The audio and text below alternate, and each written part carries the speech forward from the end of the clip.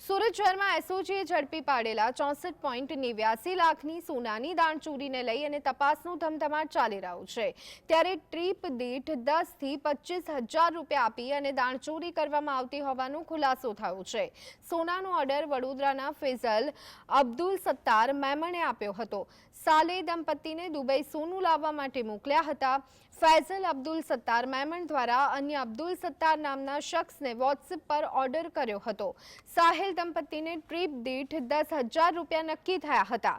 દંપતીએ દુબઈની આ બીજી ટ્રીપ મારી હતી। આ શખ્સો દ્વારા અસલી જેવા કલર કોપીવાળા નકલી પરચેઝ બિલ બનાવવામાં આવ્યા।